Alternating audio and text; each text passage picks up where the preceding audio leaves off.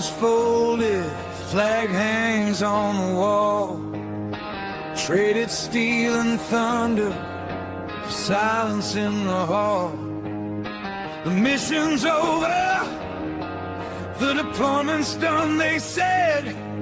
But the war inside my head, it hasn't left instead.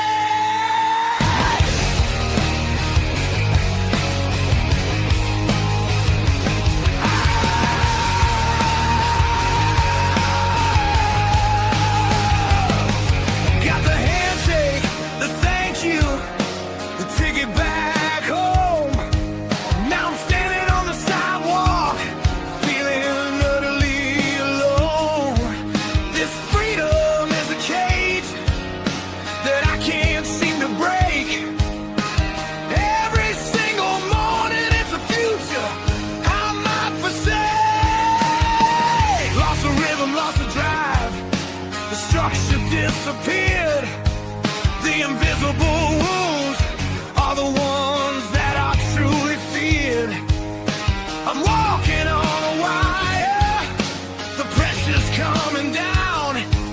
Is there anyone listening in this lonely town? Full speed ahead after battle.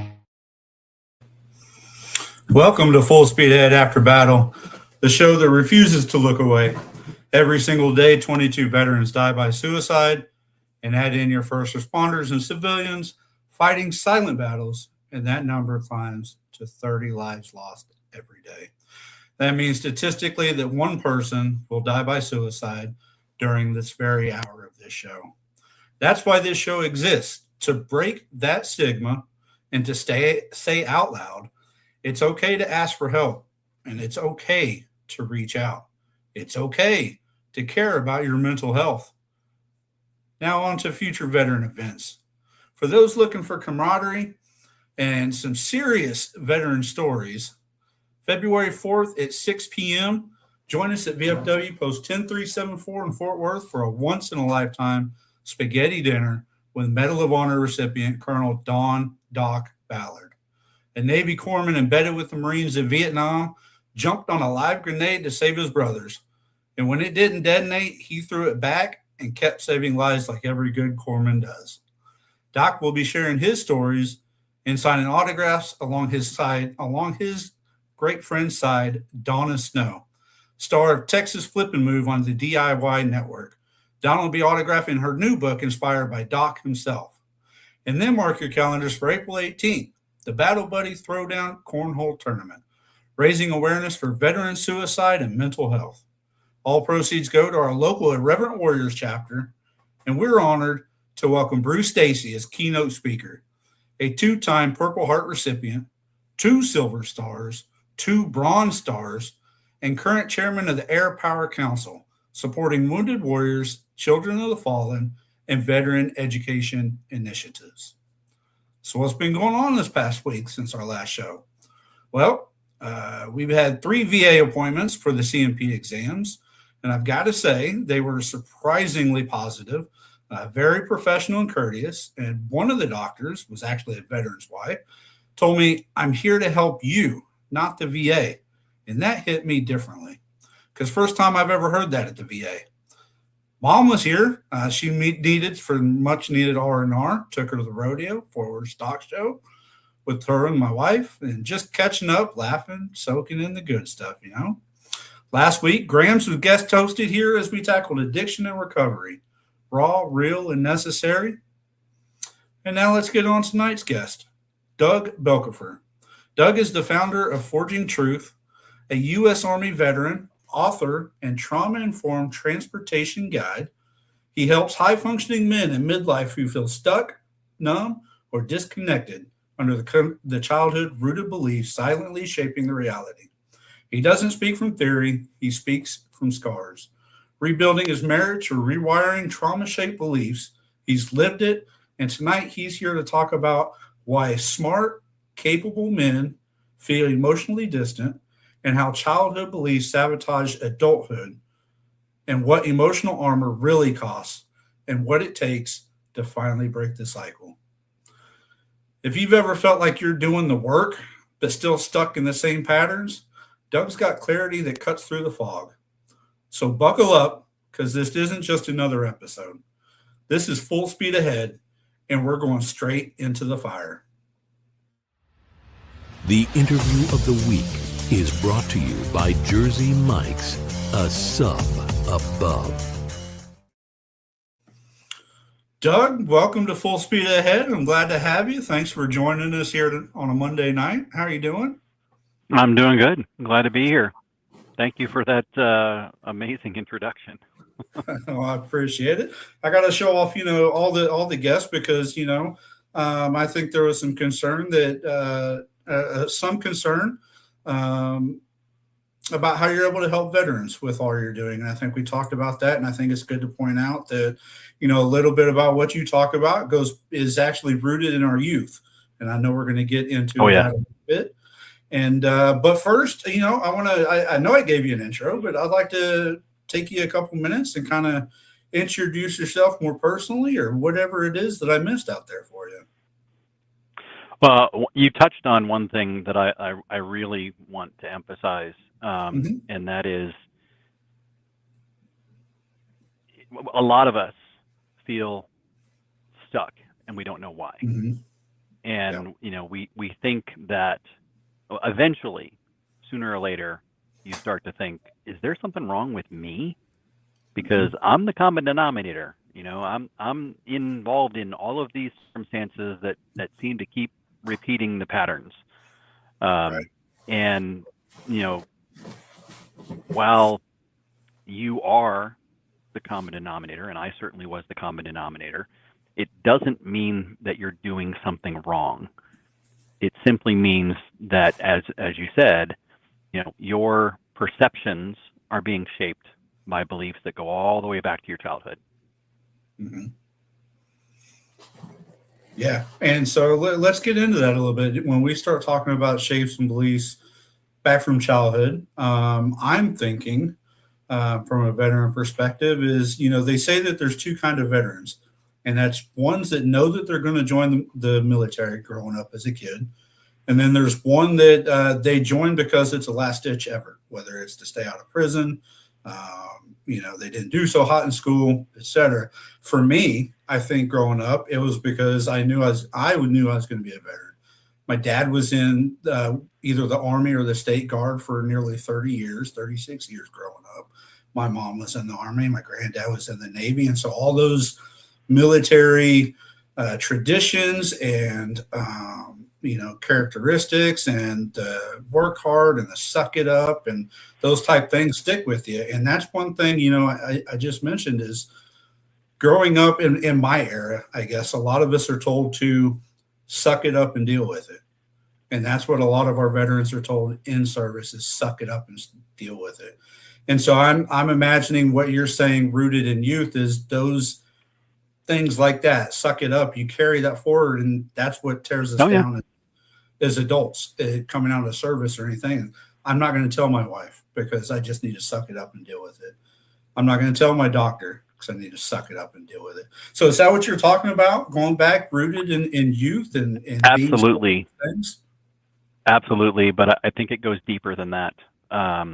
Society trains men that, boys don't cry. Men need to be the provider. They need to make sure that they never show that they can't do it. There's all of these expectations that we are set for us that are always in the back of our minds. And I think that's what contributes a lot to, well, no, I'm not going to tell my doctor about that, or I'm not going to tell my wife about that. I don't want my wife to worry and think that we're going to have a big problem. I'll figure it out. It's something that I believe works against us a lot more than it works for us. Right. So when you start talking about, being rooted in beliefs that they never chose, let's talk about that a little bit, because when you just said, be a man, don't cry, that I think is nowadays, I want to say is what they consider toxic masculinity. Back then, that was just being a guy. That's what we grew up with. But so what are you talking about or referring to when those things that they didn't choose, those things that are ingrained with them, with their parents that they just don't know, the schools? Let's talk about that a little bit.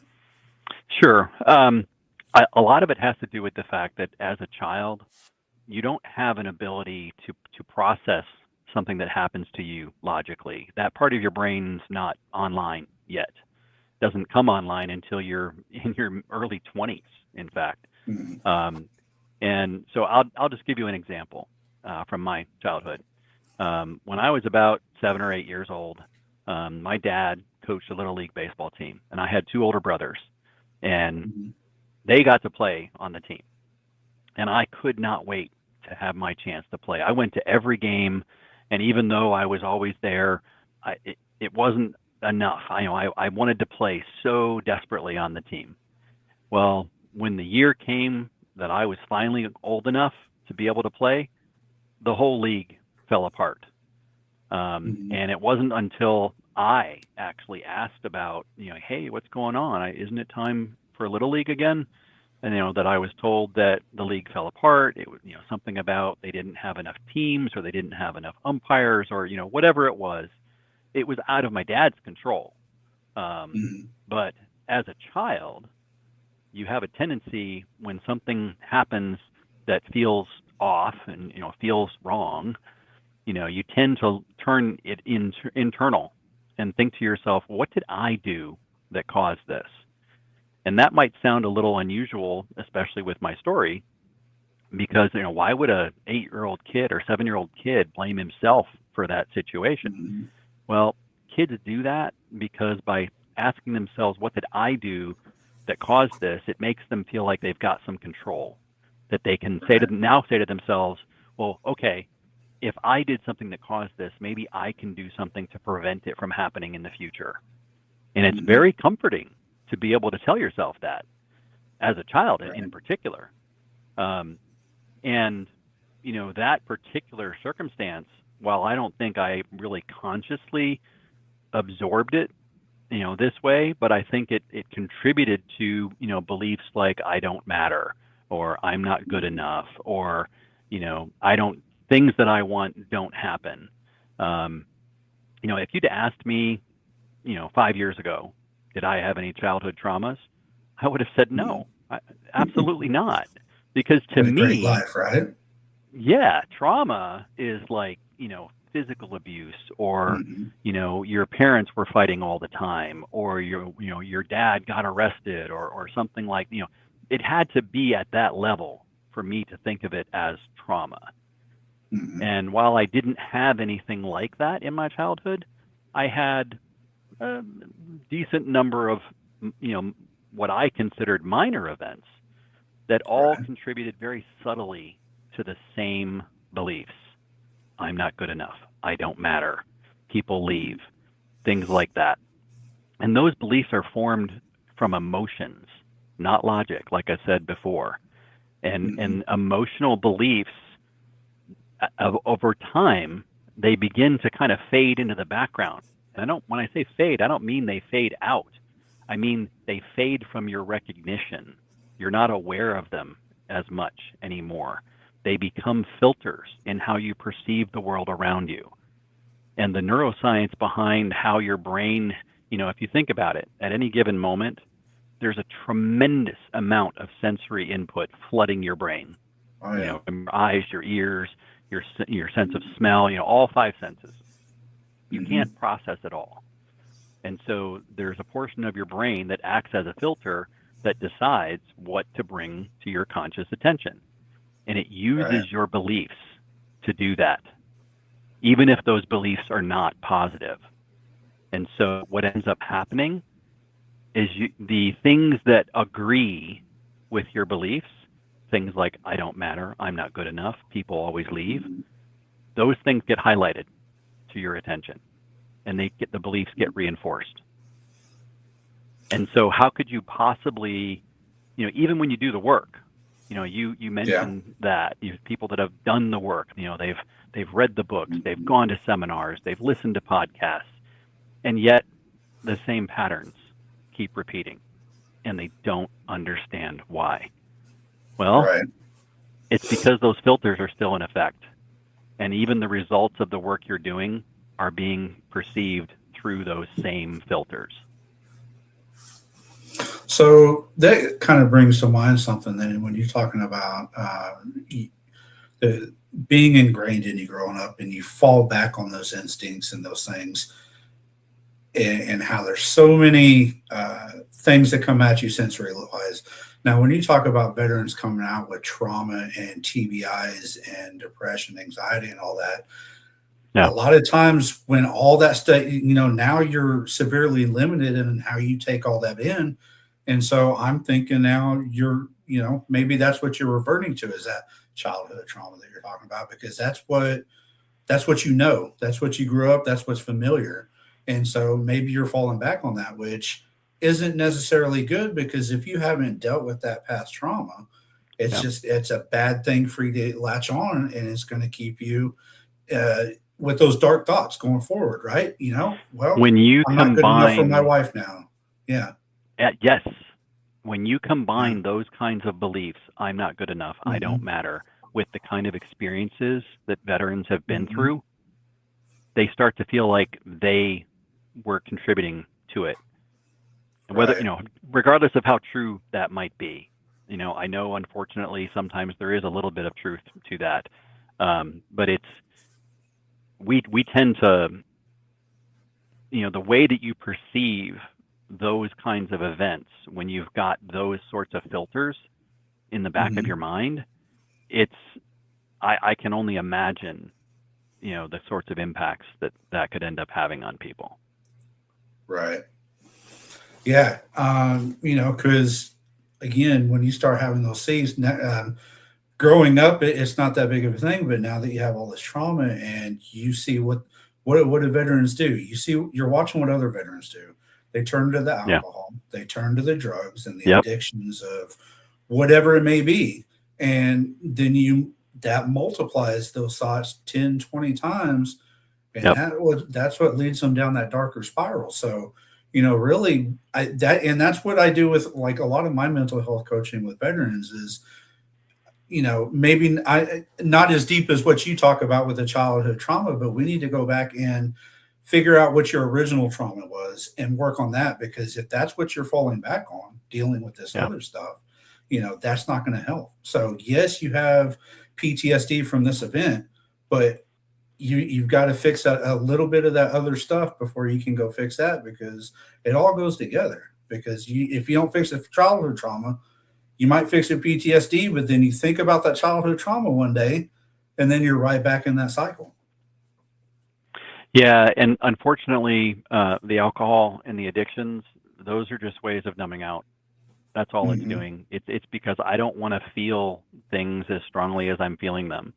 And so I'm going to, turn to alcohol or other kinds of addiction. Unfortunately, another thing that's missing for people a lot is connection. Connection is the one thing that I believe can work Hmm. against addictions, of all kinds, because addictions typically are about trying to substitute, trying to find Yeah. something to substitute for what you don't want to feel, and also to substitute for a lack of connection. Right.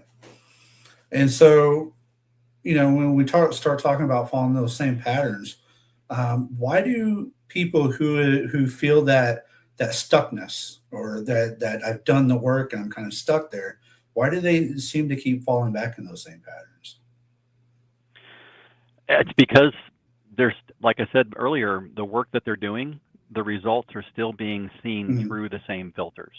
And so if that filter is saying I'm not good enough, I don't matter, then the actual real positive results of the work you're doing don't agree with the beliefs. And so they're Mhm. not highlighted to your conscious attention. Whereas even the tiniest little thing that does agree with those beliefs is brought forward to your attention. And so you can work as hard as you want, but if until you can actually become aware of those filters and do the work to shrink them and weaken them, the work's not going to make a difference. So how do we break that then? How do when we start feeling stuck, or we start realizing that's what we're doing is going back to those beliefs and those patterns? How do we realize that that's not the way to go? What do we need to do to break that, to move forward from there, to learn? So the work that I did is based around something called memory reconsolidation. And it's through a process, a meditative process, where you go back and you revisit the influences and the events that led to the creation of those beliefs in the first place. And because you're now an adult and you're able to perceive these events and those influences from an adult perspective, including being able to logically think about them and analyze them, you start to develop a better understanding that it's not what you thought it was as a kid.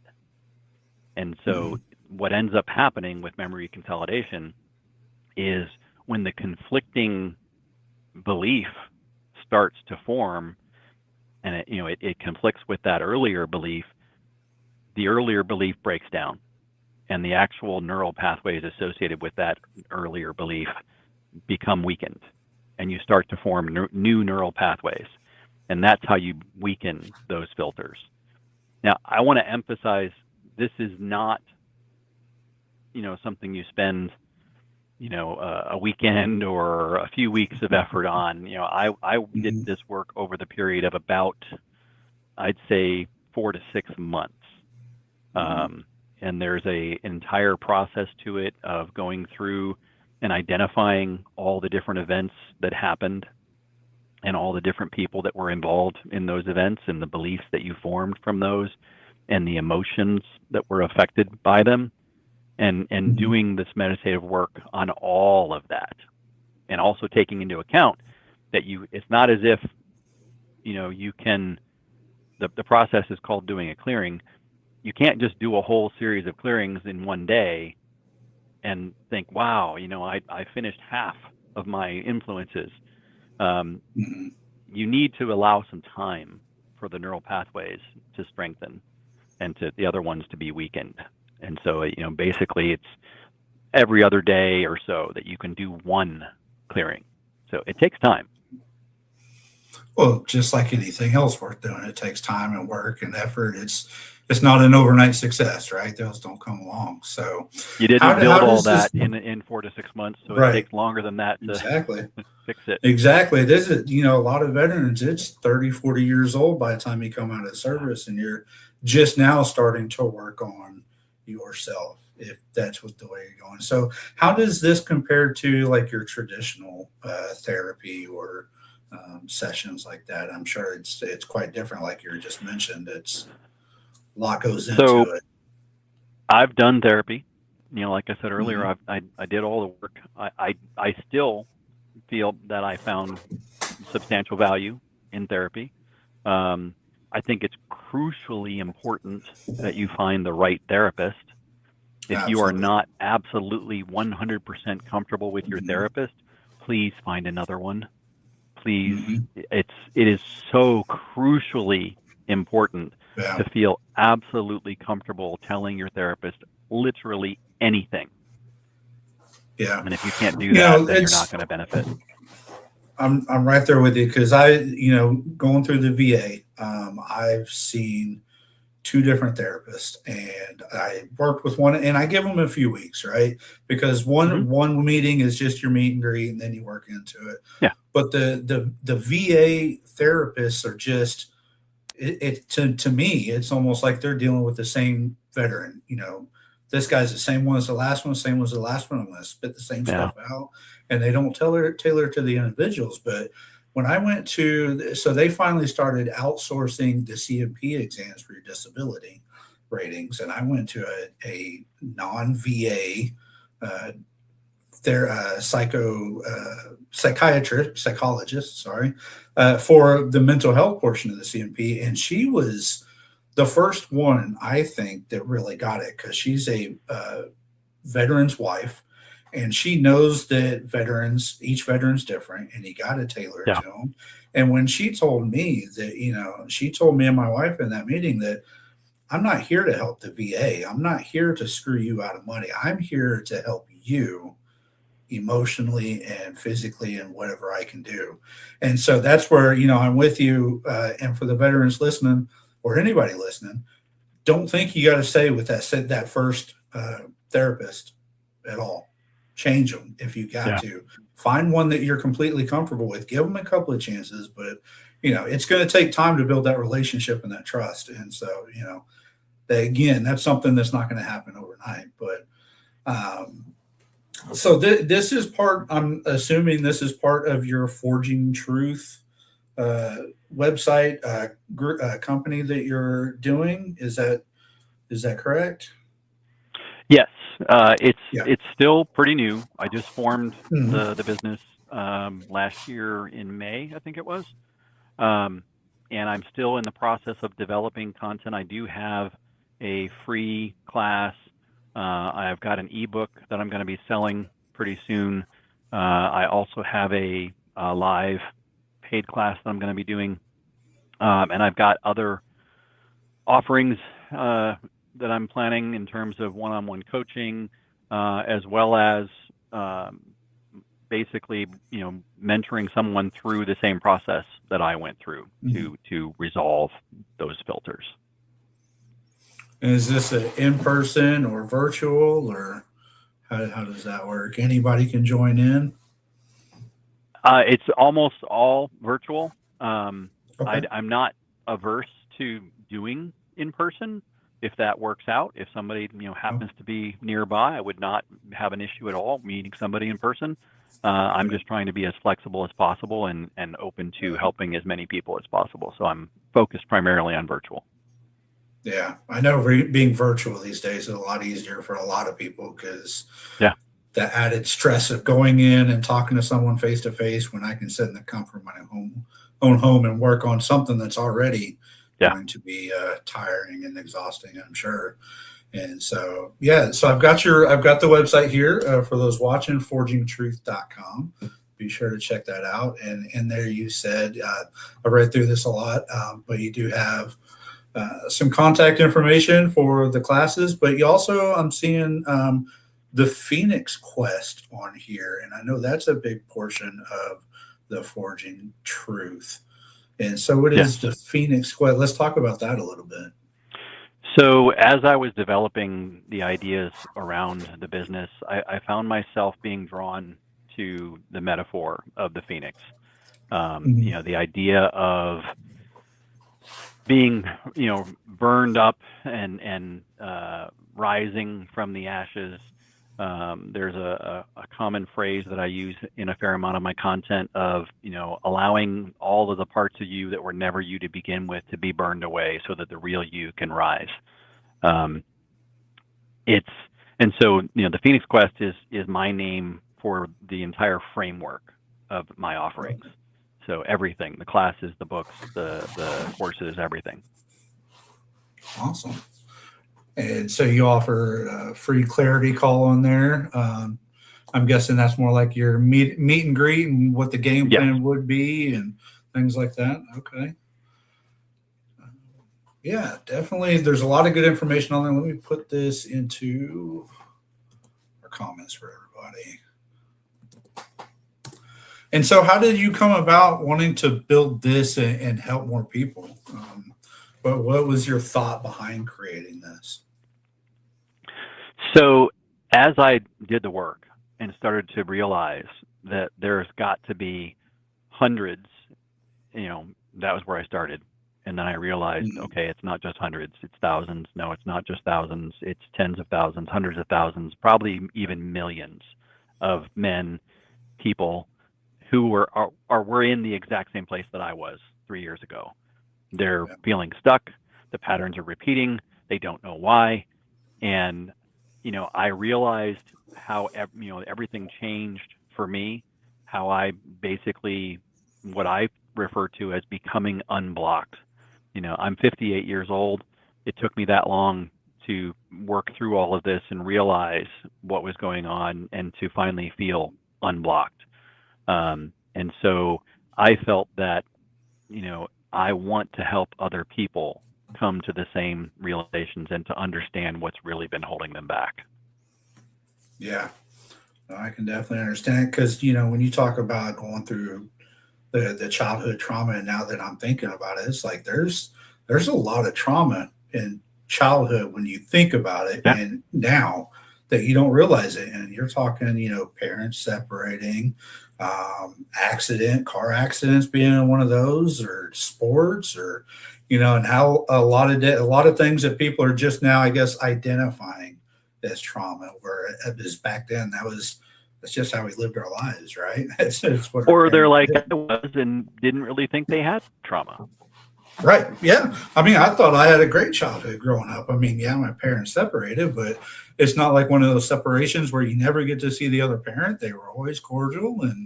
But yeah, it definitely, it shaped my mind on how I saw marriage as an adult and things like that. So I see exactly what you're saying is when you carry those beliefs forward. So great. So far, great. Talking about the childhood and coming up. And so we're going to take a quick break. And then when we come back, we're going to talk about some of the tools, like we kind of touched on, how to break through some of this and how we can start repairing ourselves and breaking that stigma of it's okay to ask for help. Because that's part of the problem, is that stigma of we're guys. That's not what we do. Yeah. So we'll be right back after these messages.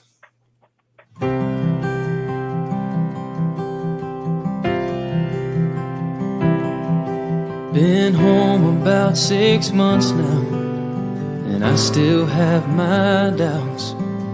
Well, I'm not sure how I got here or how I'm gonna get out. Well, my mama says I look the same as I did before I left, but if she could see inside of me, it would scare her to death. I can still taste the powder from the barrel of my gun, and I can hear my sergeant screaming, "Run, soldier, run!" And I can feel the backpack on my shoulders, God, it weighed a ton. And I see death in every single thought. Well, they taught me how to put that uniform on, I just can't get it off.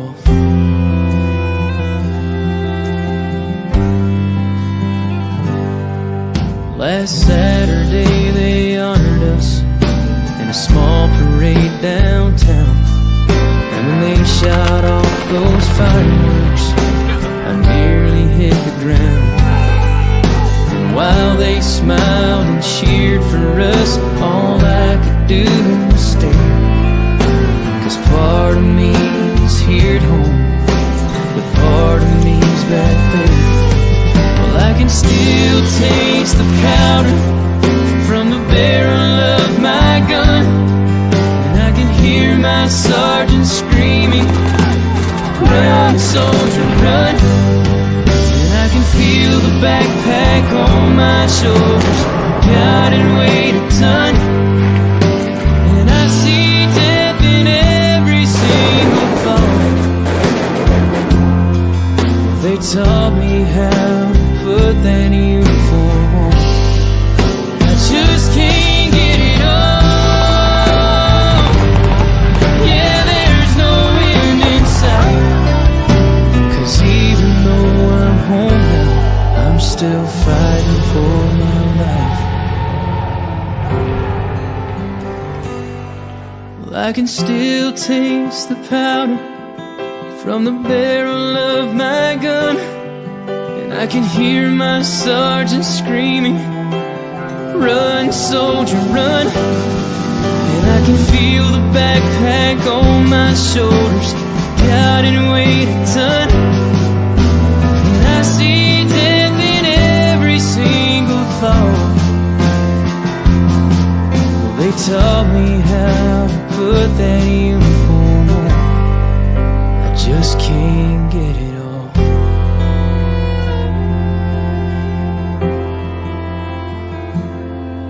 Well, the devil's won some battles, and he may win some more, but don't he know the American soldier will always win the war?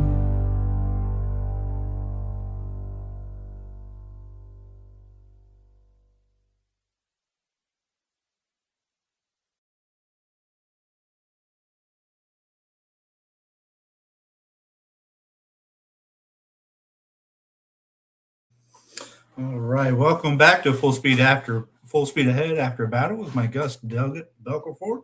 We're talking about childhood trauma and how it stays with us into becoming adults, and especially with service members. So, going into the service, we have that childhood trauma. Then we have that trauma from just being in the service, being in war, and it starts compiling on top of each other, right? And so how does all of that compiled start affecting people, men mentally? I know we kind of briefly touched on it before, but let's talk about the mental aspect of trauma, stacked on trauma, stacked on trauma. What does that lead to? Sure. In particular, I think we have to give some thought to a lot of people that join the military are still pretty young, 18, 19, 20. And as I mentioned earlier, while your logical abilities are beginning to develop more and are starting to come online more around those ages, they're still not complete. And so your ability to process situations logically is limited in those ages. It's some people will say that it can be in your mid to even later 20s before your logical brain is fully developed. And to think about the impact of traumas on top of traumas on top of traumas, and the beliefs that you're forming along the way. Even if you do have some logical ability to process circumstances, think about the impacts of trauma and how it can still reinforce those same beliefs. Things that happen to you, events, in war, of, I don't matter, or I'm not good enough. How often, people who lose friends, right in front of them and end up taking ownership for that. I can certainly believe that those early beliefs may be contributing to people taking ownership and things like that. Right. So let's talk about the emotional armor part of that and how that protected us in childhood and growing up. And how does that become the very thing that it starts destroying yourself or your relationships, from that emotional armor perspective? So in many ways, the emotional armor that we wear not only protects us and makes it so that we don't have to reveal our emotions, but it also blocks emotions from coming in. And so while you're protected from being hurt emotionally, you're also shielded from positive emotions. You're unable to feel them. And the cost there, I don't even think you can measure it or quantify it. Right. I can speak from my own experience. That's exactly what I did. I was practically in my 40s and I was still, had walls up all around me. Doing all of this work, I eventually also came to a realization that the same beliefs that had, become my filters also led me to subconsciously withdraw from relationships. Every single relationship I was ever in, multiple marriages, over time, I would withdraw and become more distant. I can look back on that now and see it as a way of protecting myself, because I believed subconsciously that those relationships were going to end anyway. And so I might as well start withdrawing emotionally so it doesn't hurt as much when it does end. Right. In a lot of ways, I was resentful when I realized all of that. Yeah. And, in the military, we're taught to compartmentalize. It's a different word for emotional trauma, right? It's just a different word for it. And that's where, a lot of the veterans, they start breaking down and they start disconnecting from family and friends. And that's where they start in with the alcohol and the drugs and whatever else. And that's a lot of times, that's the first sign that starts leading to those suicidal thoughts, right? And those tendencies. And that's where we got to start reaching out and asking for that help before that gets too late, whether you're the veteran or it's somebody else. But yeah, that's, it's another thing that's just instilled to us. And we just think it's a part of the job to tough it out. And now that you say it, I'm on my third marriage. This one's going great. Me too. Because like you said, looking back on the other two, I learned those mistakes of shutting down and not talking and being there. And I've done that more with this wife than I ever have. And she understands. And now she sees those signs of, I'm having a bad day and slipping away and reverting back to that, emotional armor. And she's like, she knows whether it's, hey, are you okay? Do you need somebody to talk to? Or it's, she can tell if it's, not suck it up, but you've been here before. You're going to be fine because you know how to deal with this. And she just, it's almost like that slap in the face that some of us need to realize we've been here, we've done it, we can keep going forward with it. But going back to the emotional trauma, that's what a lot of veterans, or emotional armor, that's what a lot of veterans face coming out. So how do, if there's a person, one viewer listening today, what do they need to do to take that look inside of them and realize this is what I'm doing? I'm stuck. I'm numb. I'm distancing myself. I know I need help, but I don't know where to start. Where do they need to go? What do they need to do today to start working on that breakthrough? So I think the most important thing is to realize that all of this can be happening completely without your knowledge. You can be completely unaware that all of this is happening, and that your perceptions are being filtered by beliefs that were formed in your childhood.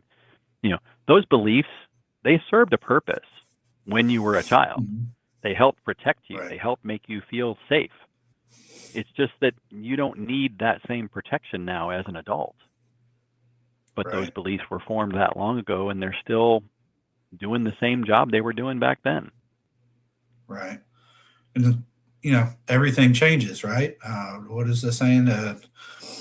Nothing ever stays the same, something like that. Everything changes. Our beliefs change as we grow, especially in the service. A lot of people coming out of childhood, maybe they're sheltered and they don't get out of their community and they don't know anything. But when you go into the service and you start working with, people of all race, religions, creeds, colors, and everything else, those new beliefs start forming.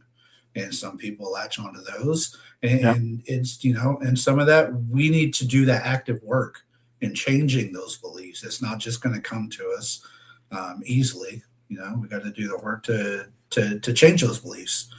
And so, like you said, that's what we need to work on, to identify those childhood ones, those ones that are stuck there that we're reverting to, that we no longer need, though.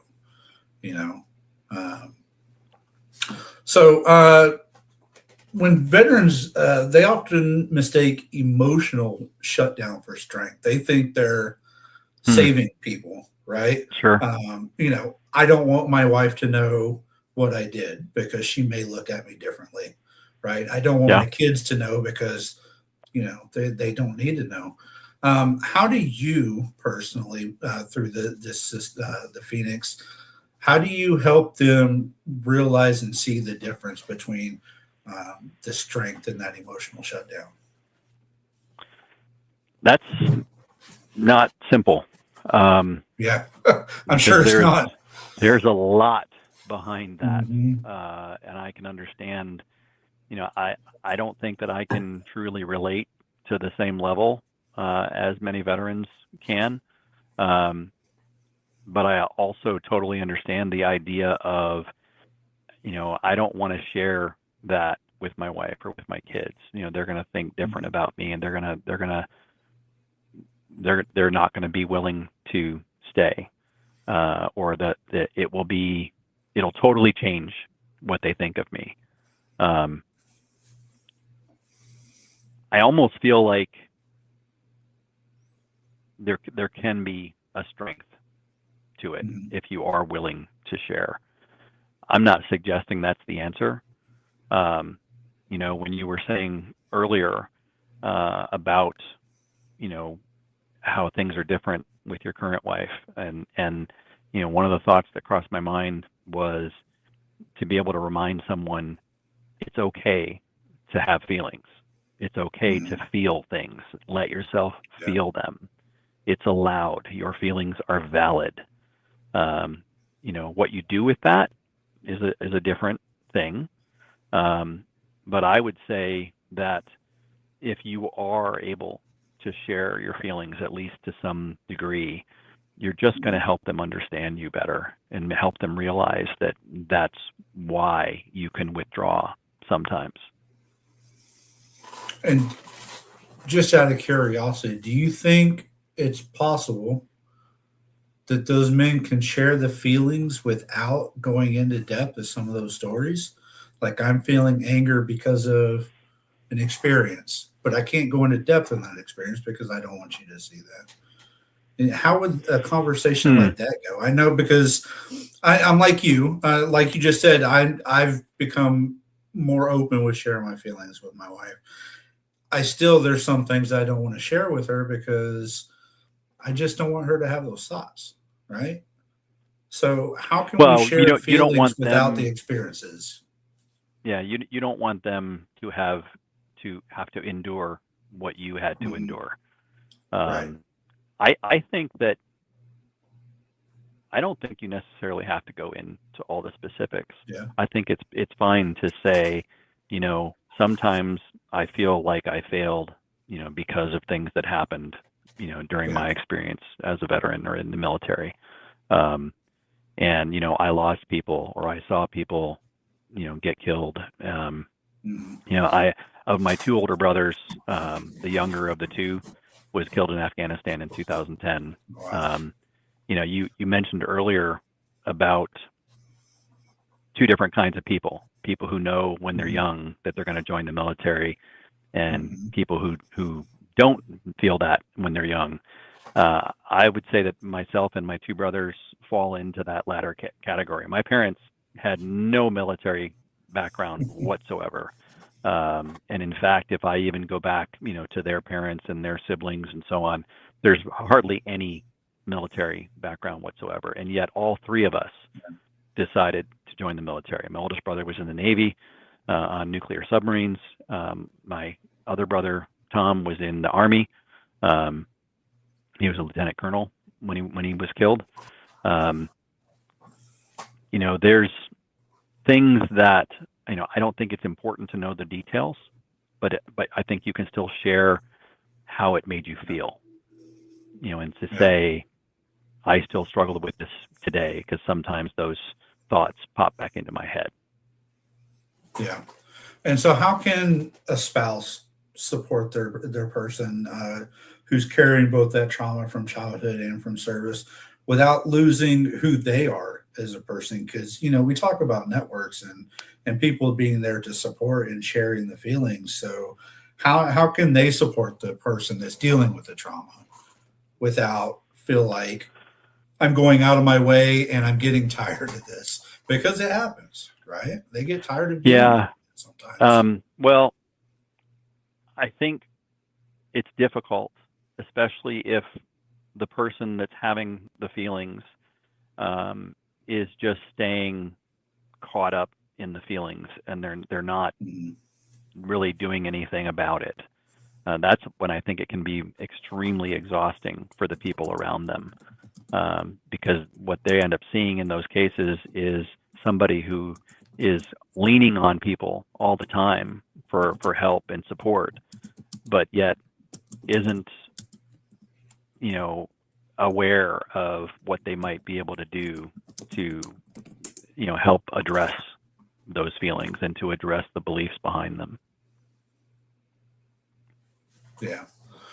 So we got a few minutes. We got a little bit left. But before we get to the end question, how would you summarize your message from tonight in one or two sentences for someone who's just barely holding on? Whether it's the childhood trauma, the service trauma. What's that message to those that see this, that maybe that's their last kick in the seat to be able to find that help?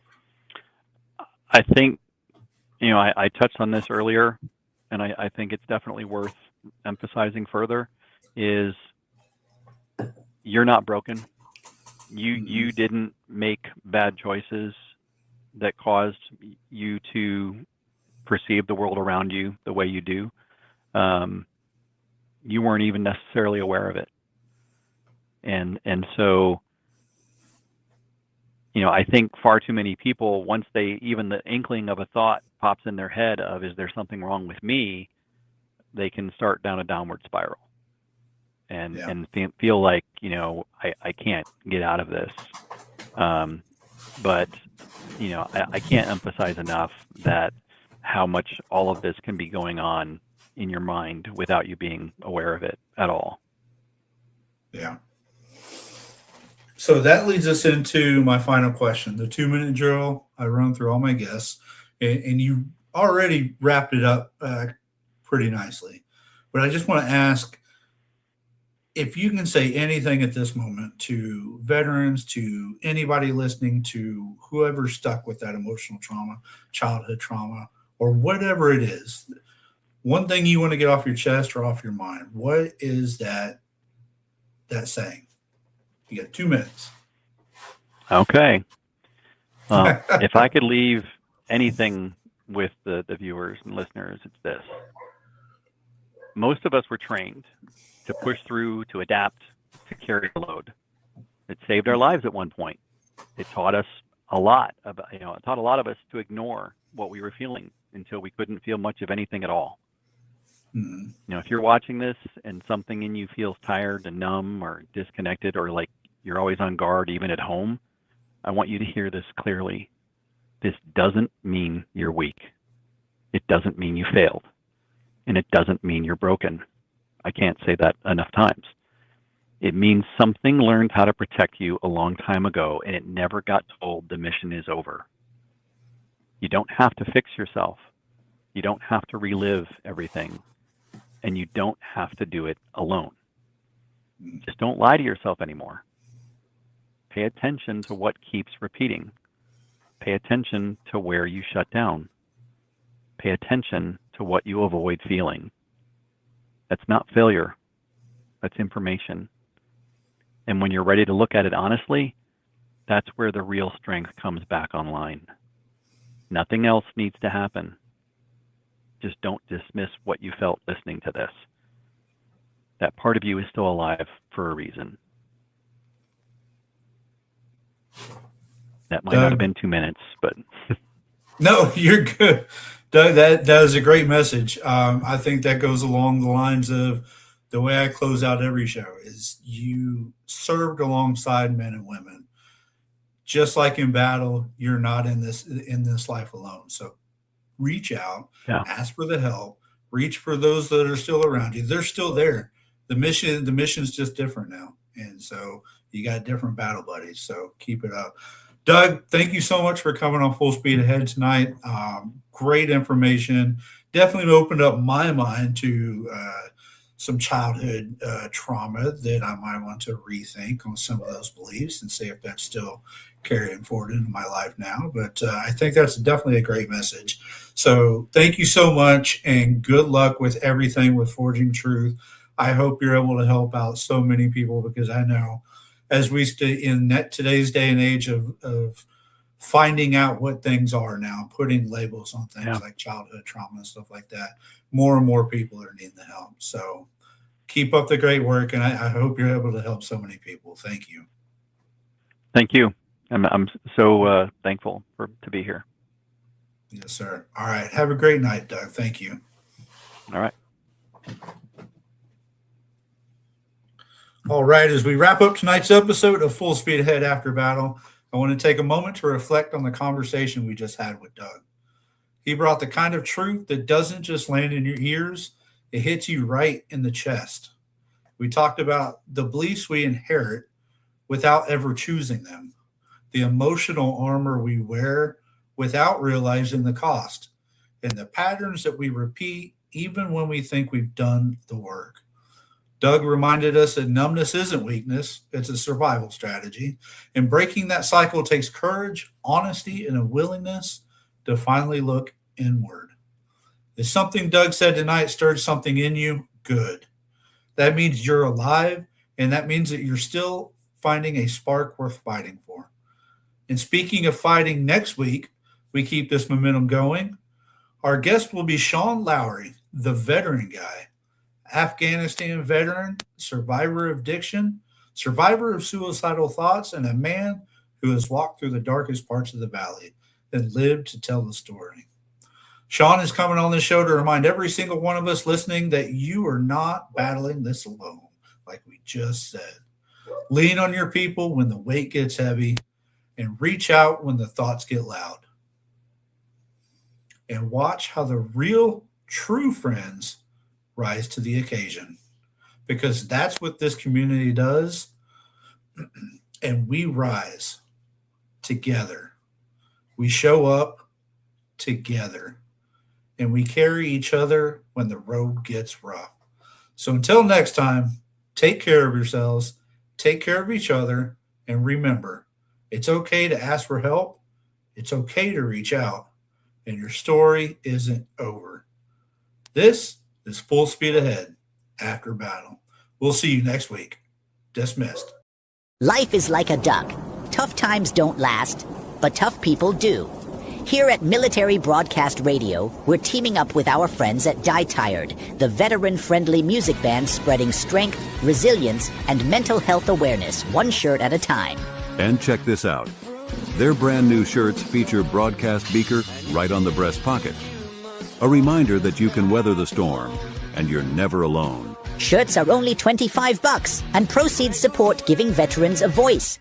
MBR's mission to teach veterans how to podcast and videocast. Because when our vets are talking, they're not overthinking. They're not second-guessing. Together, we stop the 22 stigma. Grab your shirt today at mbradio.us and hit the shop. Or go directly to toramerch.printavo.com/merch/dietiredband. That's toramerch.printavo.com/merch/dietiredband. Suit up, stand strong. Remember, we're unduckable together. You're built tougher than the storm. Ladies and gentlemen, thank you for tuning in to Military Broadcast Radio. As we wrap up today's show, we want to remind you that the podcast of today's episode will be available right after we go off the air. So if you missed any part of the show or want to listen again, be sure to check it out. And remember, we're here to support and honor our veterans. Your stories and experiences matter, and we are committed to giving you a platform to share them. That's right. We're here to give our veterans a voice. So don't forget to catch the podcast and stay connected with us. Giving our veterans a voice.